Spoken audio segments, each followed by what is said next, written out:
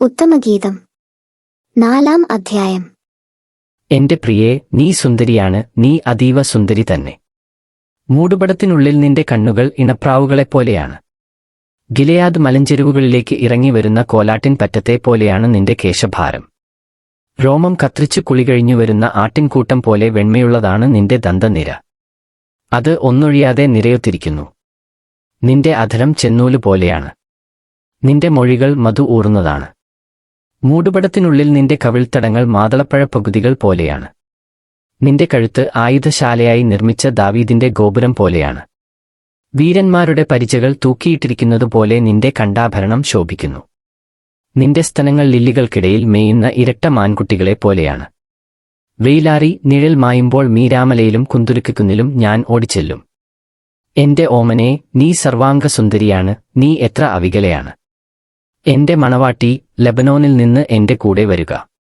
അതെ, ലെബനോനിൽ നിന്ന് എന്റെ കൂടെ പോരുക. അമാന കൊടുമുടിയിൽ നിന്ന് ഇറങ്ങിപ്പോരുക. സെനീറിന്റെയും ഹെർമോന്റെയും കൊടുമുടികളിൽ നിന്ന്, സിംഹങ്ങളുടെ ഗുഹകളിൽ നിന്ന്, പുള്ളിപ്പുലികൾ വിഹരിക്കുന്ന മലകളിൽ നിന്ന് ഇറങ്ങിവരുക. എന്റെ സോദരി, എന്റെ മണവാട്ടി, നീ എന്റെ ഹൃദയം കവർന്നിരിക്കുന്നു.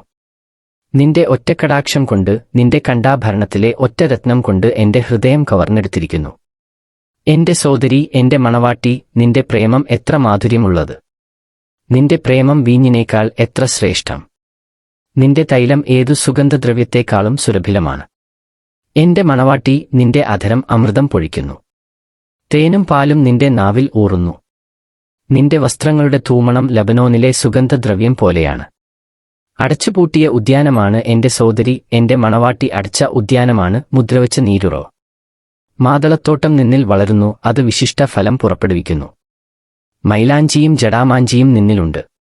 ജടാമാഞ്ചിയും കുങ്കുമവും വയമ്പും ഇലവങ്കവും സകലവിധ കുന്തുരുക്ക വൃക്ഷങ്ങളും മീറായും കറ്റാർ വാഴയും എല്ലാവിധ സുഗന്ധ ദ്രവ്യങ്ങളും അവിടെയുണ്ട്.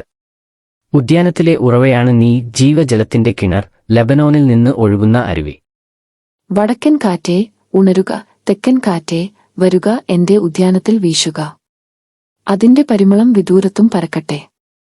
എന്റെ പ്രാണപ്രിയൻ അവന്റെ ഉദ്യാനത്തിൽ വരട്ടെ, അതിന്റെ വിശിഷ്ട ഫലങ്ങൾ ആസ്വദിക്കട്ടെ.